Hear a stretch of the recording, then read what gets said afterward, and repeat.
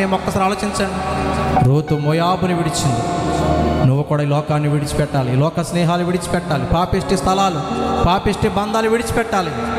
నాకు యేసయ్యే కావాలి, నేను యేసయ్య కోసం బ్రతుకుతాను, నాకు రక్షణ కావాలి, నాకు బాప్తీసం కావాలన్నవాడు ఎవరుంటే ఒకసారి చేయి చూపిస్తే మీకోసం నేను ప్రార్థన చేస్తాను.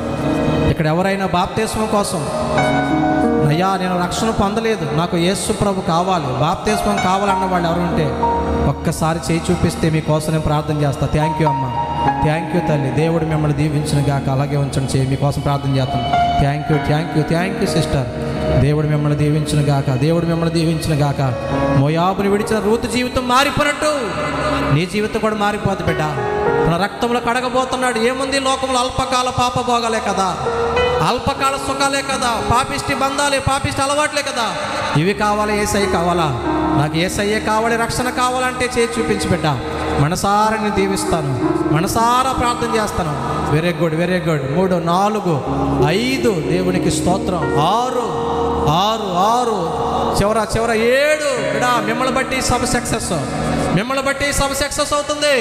అబ్బా 1, 2, 3, 4, 5, 6, 7, 8, 9, 10, 11 చెల్లి చేయి పైగట్టం చెల్లి, సిగ్గుపడవలసిన పని లేదు. రూతు జీవితాన్ని మార్చిన దేవుడు నీ జీవితం మార్చబోతున్నాడు, నీ చరిత్ర మార్చబోతున్నాడు, నీ స్థితిగతులు మార్చబోతున్నాడు, నీకు బహుమానం ఇవ్వబోతున్నాడు. ఇక్కడి నుంచి నువ్వు యేసయ్యకి సొంతమైపోతున్నావు, యేసయ్యకి సొంతమైపోతున్నావు. నీ చరిత్ర మారిపోతుంది. విధవరాలు పెండ్లి కుమార్తె అయిపోయింది, మోయాబురాలు ధన్యురాలు అయిపోయింది, యేసయ్యకే తల్లిగా మారిపోయింది. ప్రార్థన. పరిశుద్ధుడా, ప్రేమ కలిగిన తండ్రి, దైవజనులు ఎంతో భారముతో బాధ్యతతో సంఘాన్ని రాకడ కొరకు సిద్ధపరచాలని వ్యయ ప్రయాసలు కోర్చి సహకరించిన బిడ్డలతో కలిసి ఈ సభలు ఏర్పాటు చేశారు నాయన.